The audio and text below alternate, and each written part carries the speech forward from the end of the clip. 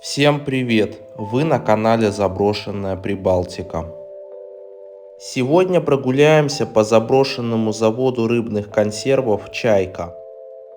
Посетим бывшее общежитие для рабочих.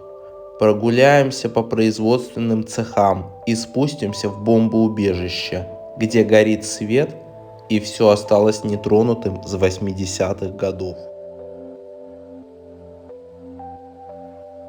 Приятного просмотра!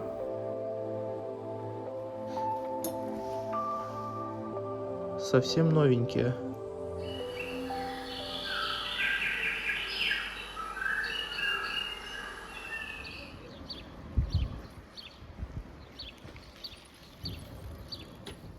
Итак, заброшенное общежитие.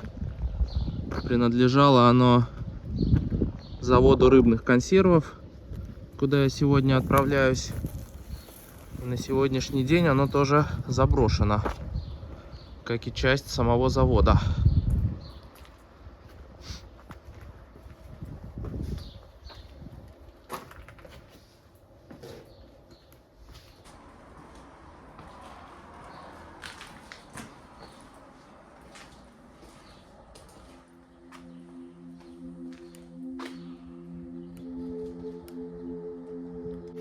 Я так понимаю, здание было построено еще в советские времена. И здесь выдавались комнаты, либо квартиры временные для рабочих, которые приезжали работать на завод. И им еще не успели выдать квартиру.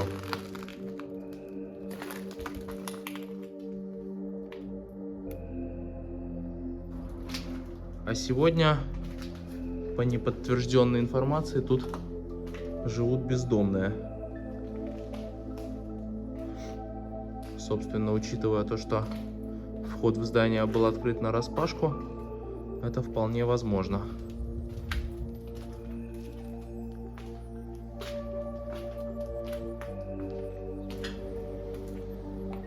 Есть кто?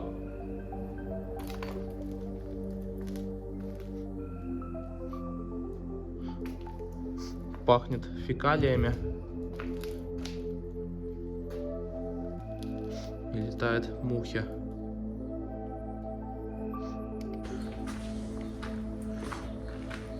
Судя по запаху, тут совсем недавно были, либо до сих пор живут бездомные.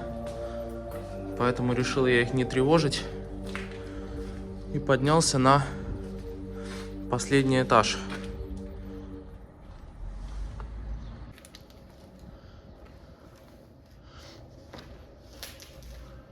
Такая вот двухкомнатная квартирка.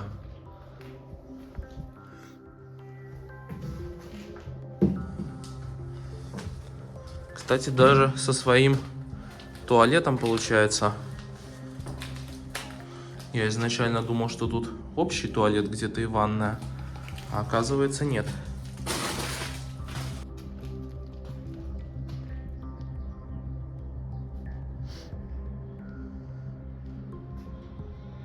Ну и вариант попроще.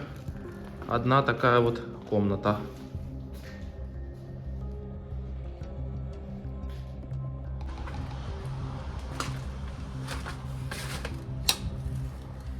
Тут даже лампочек давно уже нет. Получается такая же однокомнатная квартирка, но со своим туалетом, в отличие от прошлой.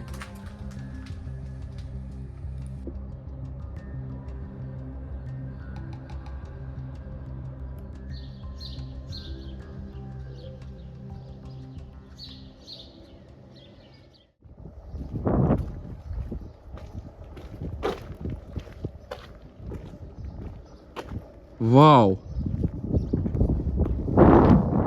Это что вообще такое? 21-я Волга. Но это универсал. Я первый раз ее вижу вживую. Обычно все седаны.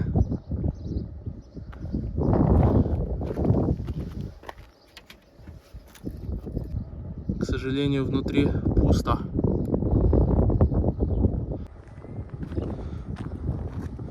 но все же это прям находка. Я не знал, что они существуют. И еще две 21-х Волги. Но уже седаны. Интересно. Закрыто. Где же там 8-цилиндровый двигатель? А вот и он. Правда, я не уверен, что это 8-цилиндровый. Это, наверное, какой-то поменьше.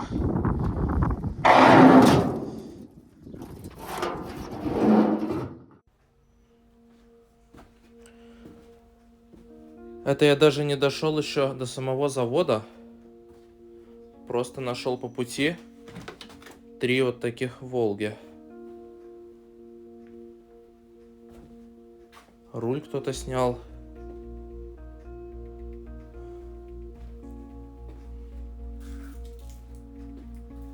Часы как новые.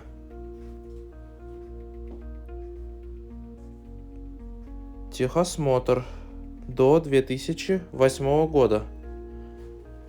Уже почти 15 лет она тут стоит.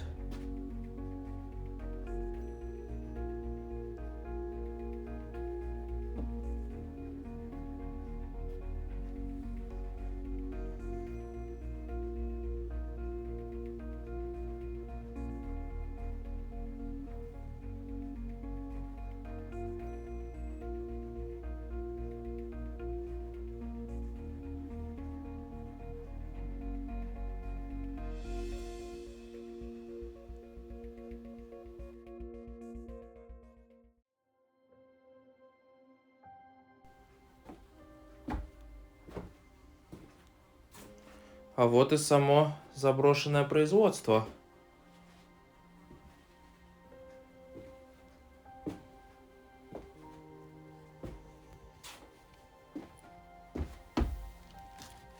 Консервы. Возможно, как раз производство этого завода. Интересно бы узнать дату, когда они были сделаны.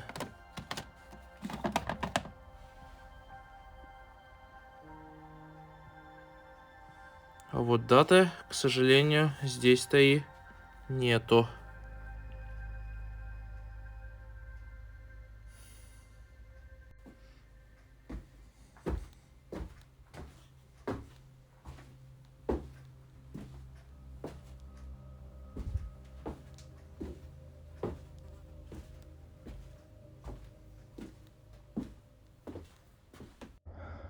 Да уж, выглядит тут все так, как будто бы заброшено минимум лет 20.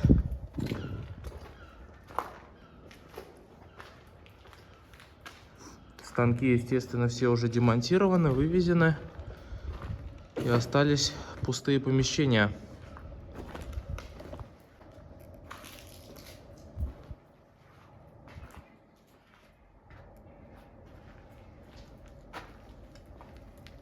Грузовой лифт когда-то был. Что ж, ладно, может быть, 3-й этаж будет поинтереснее. На 3-м этаже обычно администрация.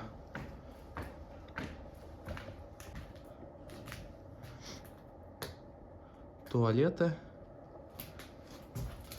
и кабинеты. Только, к сожалению, тоже пустоватые.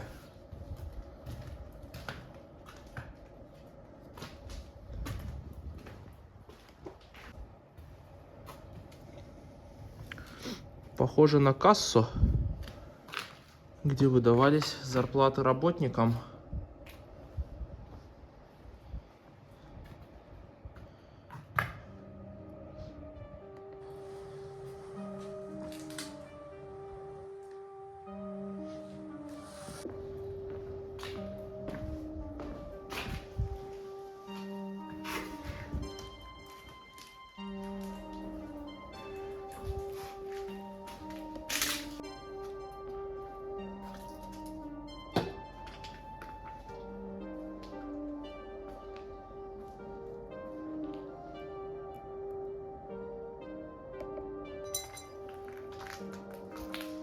Ух ты!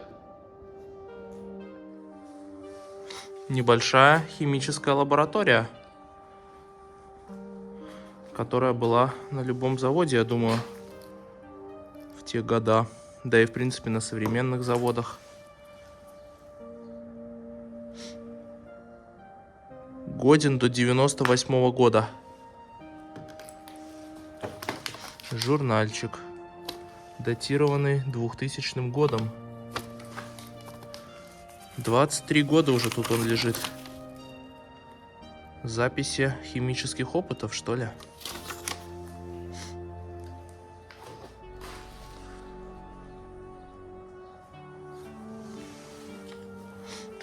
Рижский.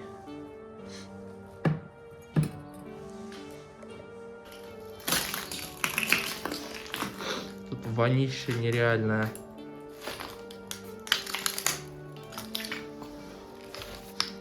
Контроль стерилизации консервов. Все в плесени. Уже и не прочитать. 2001 год. Видимо, в этом году завод и закрылся.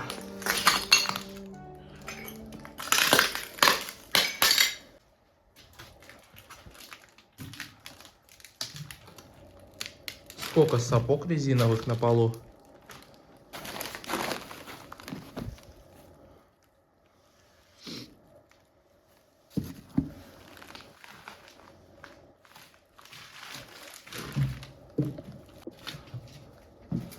Кстати, вот интересно, несмотря на то, что это обычный завод, но здесь такие красивые украшения на стенах. Это, конечно, не плитка, не из пластика, но все же смотрится весьма неплохо.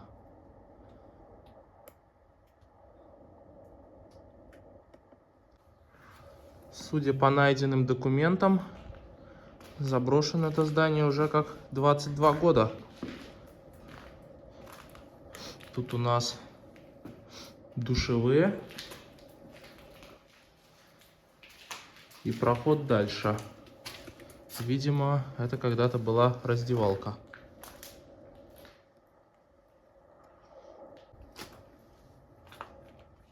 Ну и тут я уже был.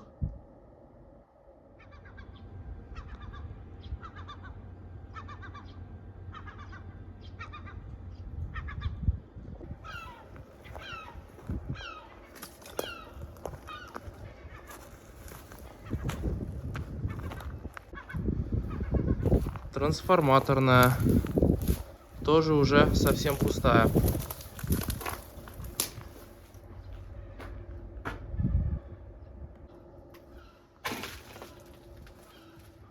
Ответственный за противопожарное состояние. Это был его кабинет.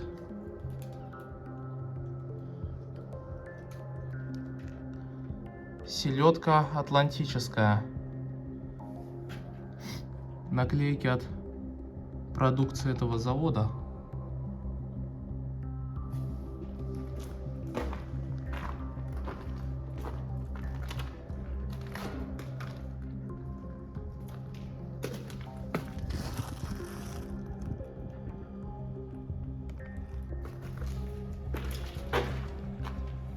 Просто большой пустой ангар.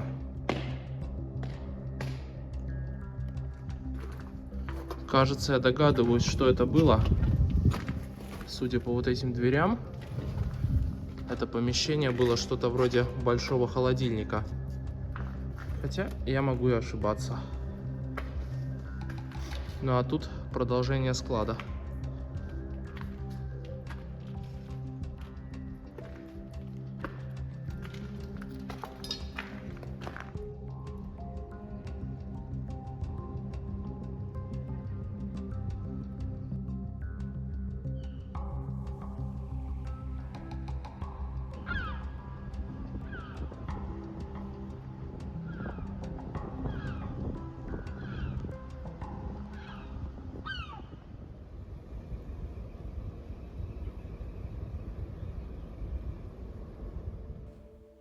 А вот, похоже, и заводское бомбоубежище. Нашел я его снова, гуляя по территории и увидев вентиляционные шахты.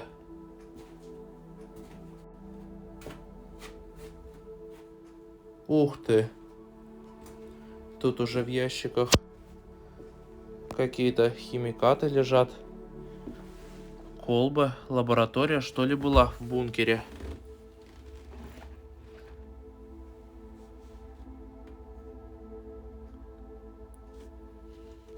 Хлороформ. Ой, от этого лучше держаться подальше.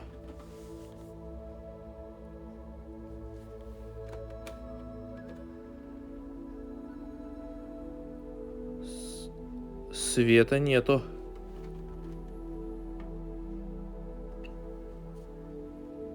Это, кстати, тоже упаковки от довольно токсичных химикатов.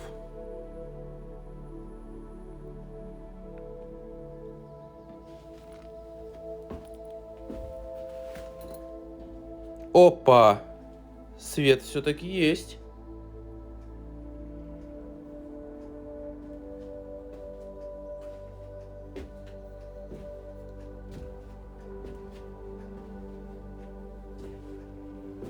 Ух ты! Фильтр вентиляционная. Все на месте.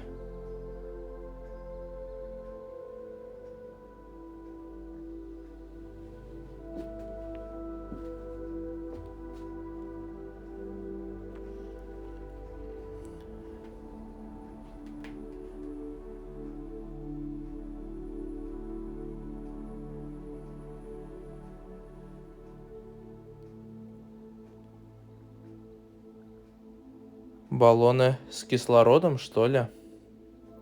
Обычно они синего цвета. Только зачем они тут в бункере?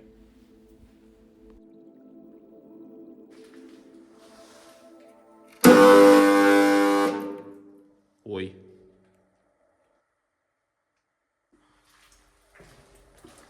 Пожалуй, в бункере, где горит свет, лучше лишний раз не нажимать разные кнопки. Туалеты, женский, мужской.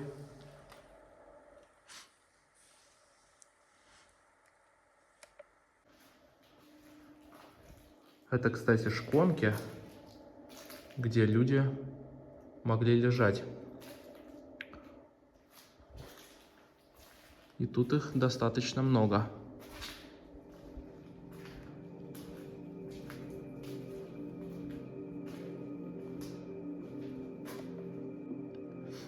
Ну и вот такие большие баллоны с питьевой водой.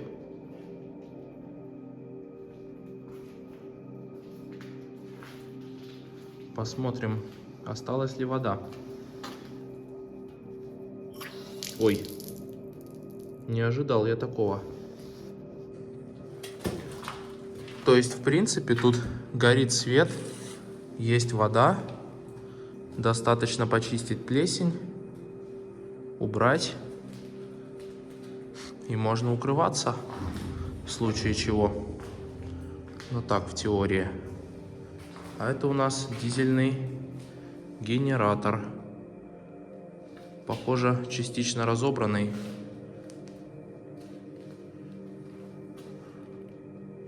«1281 мотор-час» отработала эта установка. Возможно, во время учений и тренировочных запусков.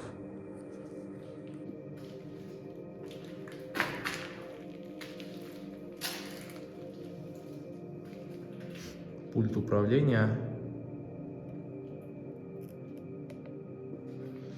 Ну и бак, получается, этот с маслом, а вот этот с дизельным топливом. Довольно небольшой в сравнении с другими бункерами.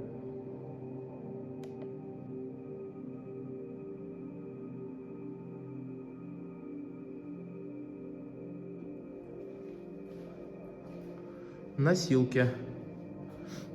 Кстати, в неплохом состоянии.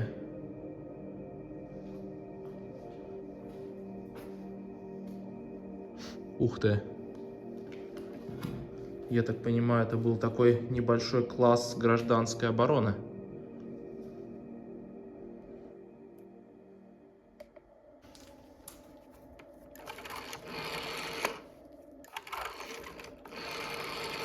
Мне всегда очень нравится этот звук.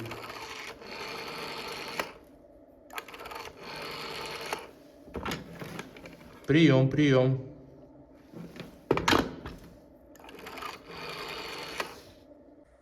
Специальные розетки даже были для телефонов.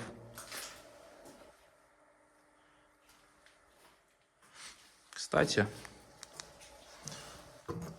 инструмент для того, чтобы писать чернилами. Неужели в этом бункере еще, когда вели документацию, писали не шариковой ручкой, а чернилами?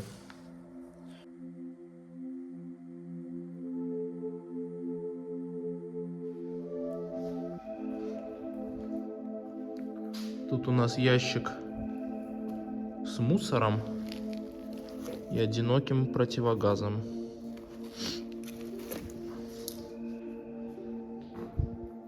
Какая большая гермодверь. Всегда поражался их размером. Наверное, чтобы ее закрыть, нужно было несколько человек. Причем это не единственная дверь. Еще такая вторая. Вы представляете, насколько мощная защита от окружающей среды?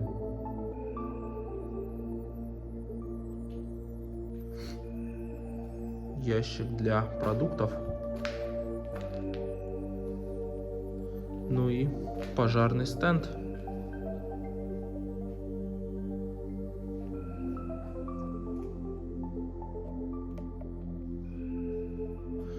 И склад. Что же это такое? Ух ты! Это такие большие прожектора были. И лампы. Много их тут, конечно.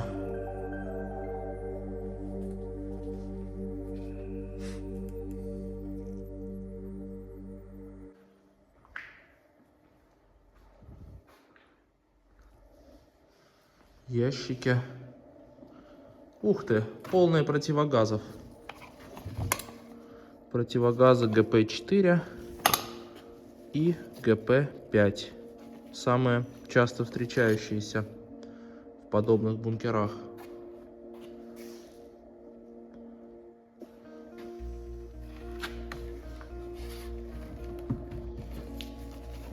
Медицинская сумочка. Только в ней вместо бинтов фильтры. Ох, сколько же их здесь много. Интересно, сколько людей могло в этом бункере укрыться? Ну, по его размеру я могу предположить, что минимум человек 500. Тем более, что завод был довольно большой и рабочих было много.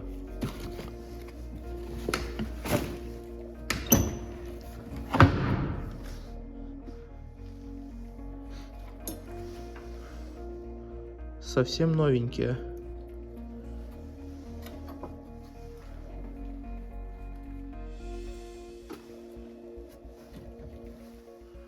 Ух ты, сколько же их тут много. И фильтры.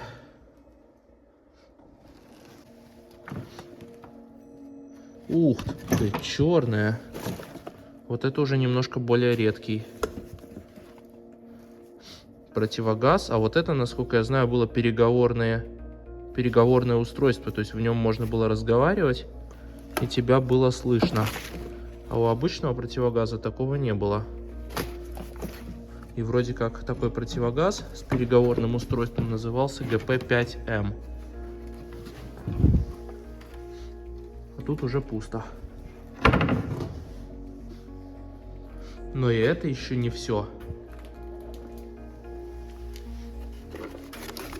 Жидкости для обработки открытых участков кожи, чтобы защитить их от радиации, и индивидуальные аптечки АИ-2. только почему-то пустые.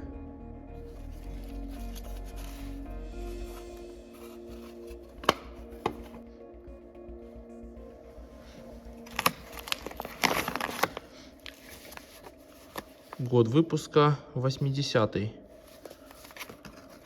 Можно предположить, что и бункер был построен примерно в это время. Да.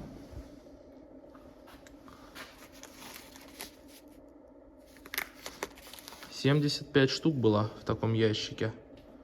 Партия 82-го года.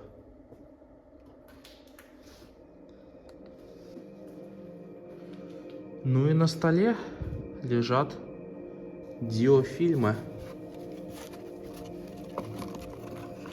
Целая коробочка.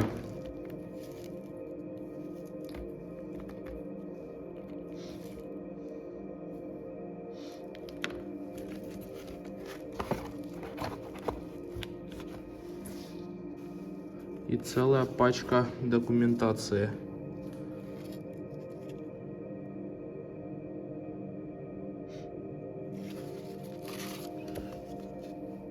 Небольшой отчет по прохождению каждым работником завода тренировки по гражданской обороне, что ли.